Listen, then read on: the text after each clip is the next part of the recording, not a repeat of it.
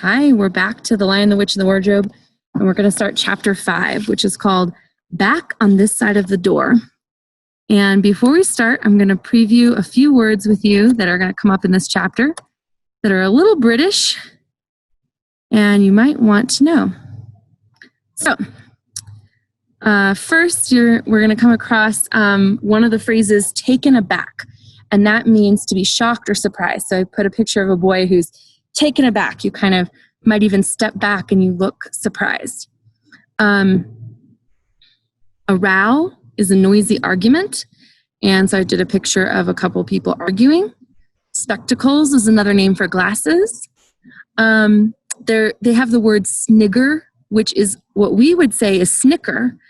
Snigger would be the British version, and it means a quiet laugh that shows disrespect. So it's a negative kind of laugh that's a bit mean. And then in one part of the story, there's going to be tourists who come to visit the house they're staying at. And they are called trippers. That's like their version of tourists. And they say a phrase, taking a party over the house. And a party in this sense means a group of people. And so it just means they're taking a group of tourists or trippers around the mansion to get a tour of the place that the children are staying in. So these are some of the words you're going to see or hear in this chapter. Okay, chapter 5. Because of the game of hide and seek was still going on, it took Edmund and Lucy some time to find all the others. But when at last they were all together, which happened in the long room where the suit of armor was, Lucy burst out, "Peter, Susan, it's all true. Edmund has seen it too. There is a country you can get to through the wardrobe. Edmund and I both got in. We met one another in there, in the wood. Go on, Edmund, tell them all about it." "What's all this about, Ed?" said Peter. And now we come to one of the nastiest things in this story. Up to that moment, Edmund had been feeling sick and sulky and annoyed with Lucy for being right, but he hadn't made up his mind what to do. When Peter suddenly asked him the question, he decided all at once to do the meanest, most spiteful thing he could think of. He decided to let Lucy down. "Tell us, Ed," said Susan. And Edmund gave a very superior look, as if he were far older than Lucy. There was really only a year's difference between them. And then a little snigger and said, "Oh yes, Lucy and I have been playing, pretending that her story about a country in the wardrobe is true, just for fun. Of course, there's nothing there, really." Poor Lucy. She gave Edmund one look and rushed out of the room. Edmund, who was becoming a nastier person every minute, thought that he had scored a great success and went on at once to say, "There she goes again. What's the matter with her? That's the worst of young kids. They always—" "Look here," said Peter, turning on him savagely. "Shut up. You have been perfectly beastly to Lou ever since she started this nonsense about the wardrobe, and now you go on playing games with her about it and setting her off again? I believe you did it simply out of spite." "But it's all nonsense," said Edmund, very taken aback. "Of course it's all nonsense," said Peter. "That's the point. Lou was perfectly all right when we left home, but since we've been down here, she seems to be either going queer in the head or else turning into the most frightful liar. But whichever it is, what good do you think you'll do by jeering and nagging at her one day and encouraging her the next?" I thought, said Edmund, but he couldn't think of anything to say. "You didn't think anything at all," said Peter. "It's just spite. You've always liked being beastly to anyone smaller than yourself. We've seen that at school before now." "Do stop it," said Susan. "It won't make things any better having a row between you two. Let's go find Lucy." It was not surprising that when they found Lucy a good deal later, everyone could see that she had been crying. Nothing they could say made any difference. She stuck to her story and said, "I don't care what you think, and I don't care what you say. You can tell the professor, or you can write to Mother. You can do anything you like. I know I've met a fawn in there, and I wish I'd stayed in there. You're all beasts. Beasts." It was an unpleasant evening. Lucy was miserable, and Edmund was beginning to feel his plan wasn't working as well as he had expected. The two older ones were really beginning to think that Lucy was out of her mind. They stood in the passage talking about it in whispers long after she had gone to bed. The result was the next morning they decided that they really would go tell the whole thing to the professor. "He'll write to Father if he thinks there's really something wrong with Lou," said Peter. "It's getting beyond us." So they went and knocked on the study door, and the professor said, "Come in," and got up and found chairs for them, and he was quite at their disposal. And then he sat listening to them with the tips of his fingers pressed together and never interrupting, till they had finished the whole story. After that he said nothing for quite a long time, but he cleared his throat and said the last thing either of them expected. "How do you know," he asked, "that your sister's story is not true?" "Oh," but began Susan, and then stopped. Anyone could see from the old man's face that he was perfectly serious. Then Susan pulled herself together and said, "But Edmund said they had only been pretending." "That's the point," said the professor, "which certainly deserves consideration. Very careful consideration. For instance, if you'll excuse me for asking the question, does your experience lead you to regard your brother or your sister as the more truthful? More reliable? Which one is more truthful?" "That's just the funny thing about it, sir," said Peter. "Up until now, I'd have said Lucy every time." "What do you think, my dear?" said the professor, turning to Susan. "Well," said Susan, "in general, I'd say the same as Peter. But this couldn't be true. All this about the wood and the fawn." "It's more than I know," said the professor. "And a charge of lying against someone whom you've always found truthful is a very serious thing. A very serious thing indeed." "We were afraid it mightn't even be lying," said Susan. "We thought there might be something wrong with Lucy."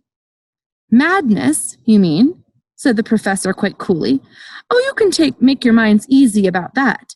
One has to only look at her and talk to her to see that she is not crazy." "But then," said Susan, and stopped. She had never dreamed that a grown-up would talk like the professor, and she didn't know what to think. "Logic," said the professor, half to himself. "Why don't they teach logic at these schools? There are only 3 possibilities. Either your sister is telling lies, or she is crazy, or she's telling the truth. You know she doesn't tell lies, and it's obvious she's not crazy.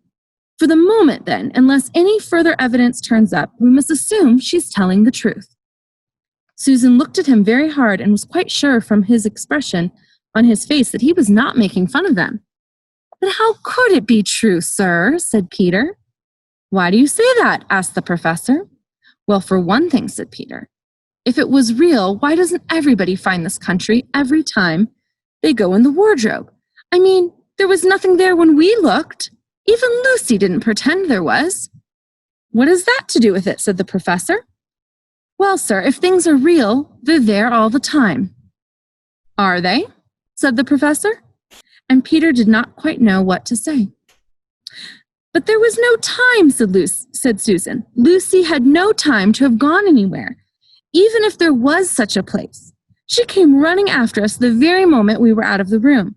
It was less than a minute, and she pretended to have been away for hours." "That's the very thing that makes her story so likely to be true," said the professor. "If there really is a door in this house that leads to some other world, and I should warn you that this is a very strange house, and even I know very little about it.